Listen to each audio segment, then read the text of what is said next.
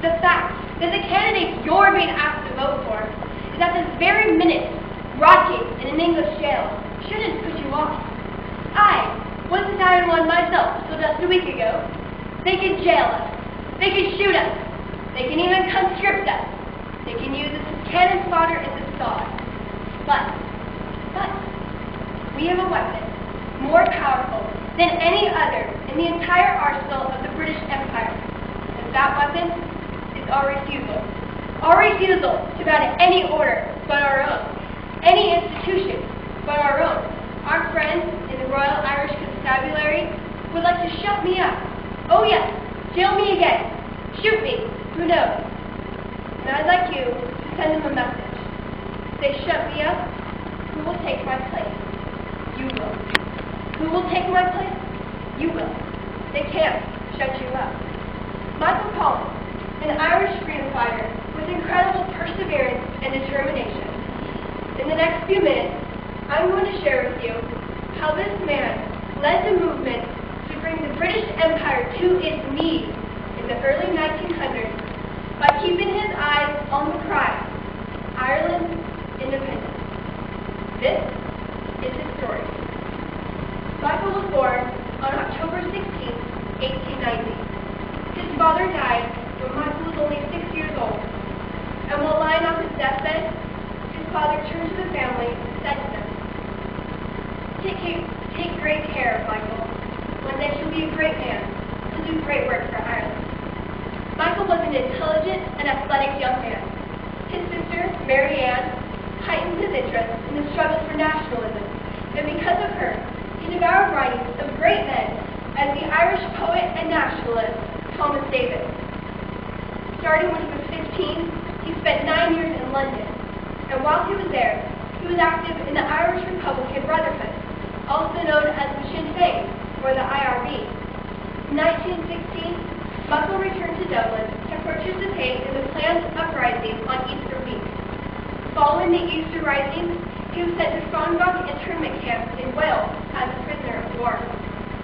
He returned home to Ireland that December, but it was at Frongoch where Michael Collins' ability as an organizer was recognized. And immediately following his release, he rebuilt the IRB.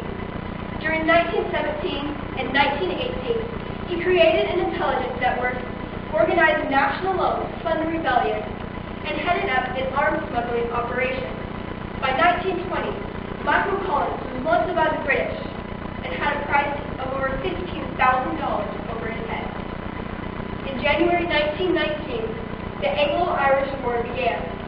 Over the next year, the Royal Irish Constabulary, which was the British forces in Ireland, became the target of a Sinn Féin terror campaign, orchestrated by none other than Michael Collins himself, who felt that there would be much to gain by provoking English to arms. Sure enough, Britain responded with violence. Special forces were sent over to impose curfews and martial law on the Irish. The British were soon identified as the oppressors of the Irish people. However, the old Irish Republican Army was desperately short of men and weapons, but at the same time, the British were completely demoralized by the public increasingly against the continued repression, and this began the treaty talks. Under tremendous pressure, the Irish delegation, with Michael and another man as head negotiators, pressed for united Ireland. The last problem would be to pass an oath of allegiance. This oath might pass the majority vote and will pave the way for future concessions when the British troops withdrawal was put into action. Reluctantly, the delegation signed. Michael Collins knew that Dublin would badly receive it, but he decided that a step towards Irish independence would be preferable to an all-out war that would guarantee more bloodshed. Michael spoke prophetically, but after signing the treaty, he said, I tell you, I have signed my death warrant.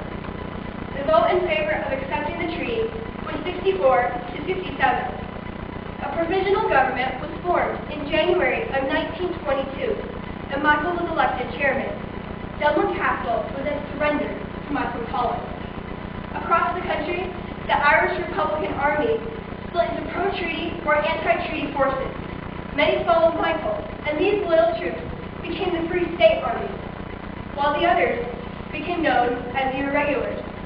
On July 6th, the Provisional Government appointed a Council of War, and Collins became Commander-in-Chief of the National Army. Fighting broke out in Dublin, and the 10-month Civil War began. The first phase was bloody and brief. On August 22nd, Michael set out, depressed and ill, to try to end the fighting. He visited several anti-treaty men, as well as inspecting various sheriffs. Around 8 p.m., the Irregulars ambushed his convoy, and only one man was killed, Michael Collins. Michael Collins' fame was by now legendary, even at the young age of 32. His body lay in state for 3 days in the Dublin Rotunda. Tens of thousands filed past his casket to pay their respects. Although Michael Collins was never really a religious man, he showed a remarkable display of perseverance, similar to the perseverance spoken of in 1 Corinthians 9:24, running in such a way as to get the prize. In a span of 6 short years, Michael Collins kept his eyes on the prize to bring his country from bondage to a position where she could win her freedom. He prepared and empowered his believers and followers to take Ireland back, once